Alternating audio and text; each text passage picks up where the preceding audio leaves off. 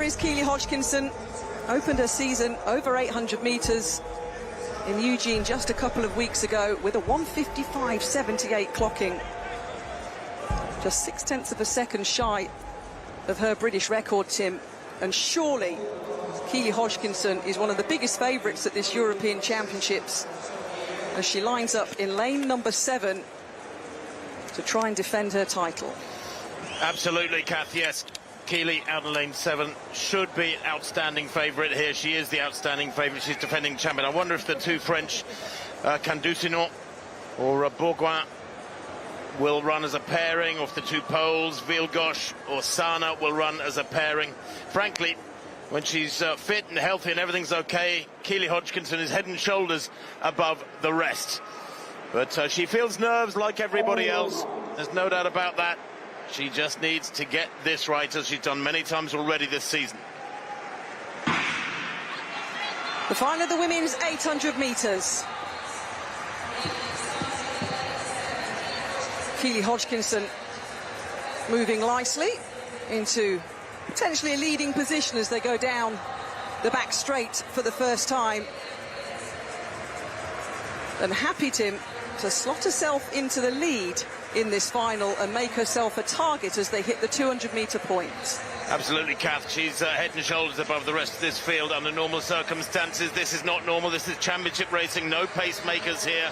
But she looked fabulous in her qualifying heat a couple of days ago, and she looks comfortable enough here. Vilgosh, though, always a danger. The Poles are always very, very astute racers. 1:59.07, a personal best in her semi-final. So they're strung out in this women's 800-metre final, coming up to the halfway point. Hodgkinson leading the way. Vilgosh of Poland on the shoulder of the British athlete, 58.51 at the 400-metre point. Yeah, that's nice and steady for Keely Hodgkinson. She should be able to push on from this, indeed, almost run negative splits under normal circumstances. Hodgkinson, we know she's in great shape.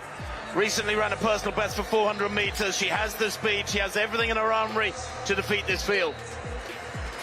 But they're queuing up behind Hodgkinson. France and Poland on the shoulder of the British athlete. There's still about 6 athletes in this with 200 metres to go.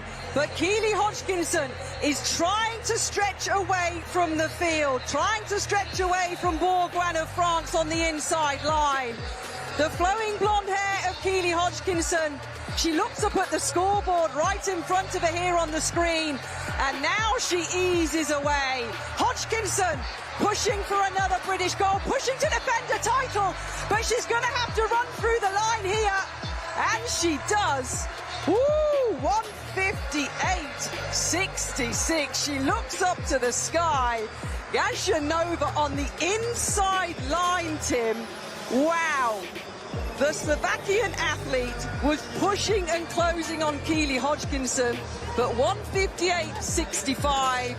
Back-to-back titles for Keely Hodgkinson, and 1:58.79 for Gabriela Gajanova of Slovakia picking up the silver, and Bourgoin of France the bronze. Wow, that was tight, wasn't it?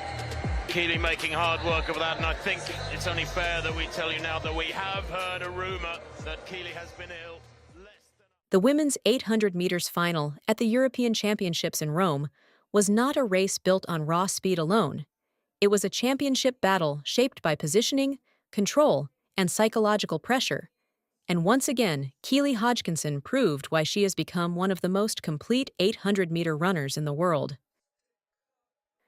From the moment the athlete stepped onto the track, the tactical structure of the race was already visible. Championship finals without pacemakers are rarely about chasing records. They are about decision-making under pressure, and Hodgkinson understood that immediately. Starting from lane 7, she avoided hesitation and moved straight toward the front, refusing to allow the race to become slow and chaotic. That choice mattered because the field behind her was filled with experienced runners capable of dangerous late kicks if the pace dropped too much.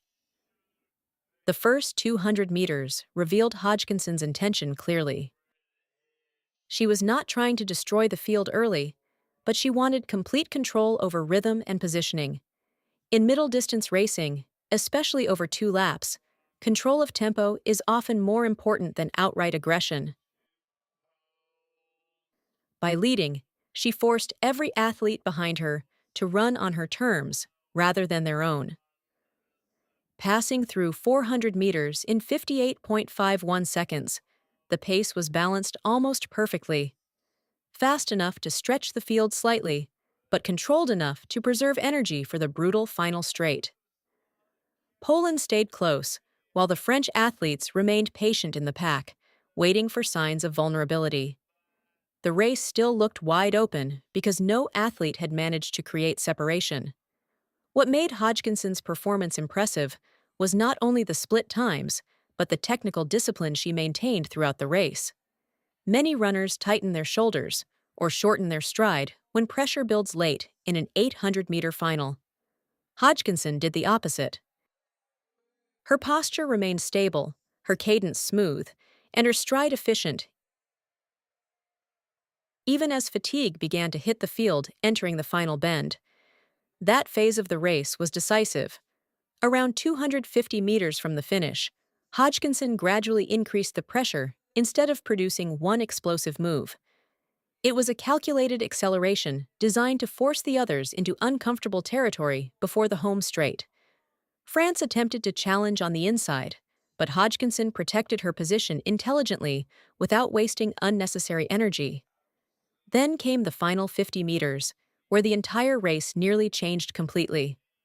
Gabriela Gajanova launched a perfectly timed late surge and began closing rapidly. Her momentum was obvious, and for a moment, it seemed possible that the Slovak athlete could steal the title in the final steps. This was no longer about tactics or positioning. It became a pure test of composure and competitive instinct. Hodgkinson never panicked. She stayed focused on the line, maintained form under maximum fatigue, and continued driving forward without looking sideways. That detail mattered because athletes often lose efficiency when they react emotionally to late pressure. Hodgkinson stayed mechanically composed, and that discipline secured the victory. The winning time of 1:58.65 was not historically fast by global standards, but context is everything in championship racing. This final was about survival under pressure, and the margins proved how demanding it truly was. Gajanova finished only 0.14 seconds behind in 1:58.79, while France secured bronze in another tightly contested finish. The race became even more significant after it was revealed that Hodgkinson had not been fully healthy entering the championship. That information changed the interpretation of the performance entirely. Instead of a comfortable title defense, this became evidence of resilience and adaptability at the highest level. Psychologically, her front-running strategy also carried enormous importance. By taking responsibility early, Hodgkinson placed the burden of reaction on everyone else. Rivals were forced to judge whether to attack, wait, or risk getting boxed in. That kind of authority changes the emotional structure of a race because it forces competitors into uncertainty while the leader remains in control of decision-making. The final also highlighted the growing depth of European women's middle-distance running. Gajanova's silver medal was not accidental. Her aggressive finish demonstrated that the gap between established stars and emerging challengers is shrinking rapidly. The event is becoming more competitive, more tactical, and less predictable with every major championship. For Hodgkinson, however, the deeper significance was confirmation of identity. This was not a victory built on perfect conditions or overwhelming superiority. It was a win earned through race intelligence, technical efficiency, and mental toughness. In Rome, she showed that championship racing is not always about producing the fastest time. Sometimes it is simply about handling pressure better than everyone else on the track. That is exactly what Keely Hodgkinson did.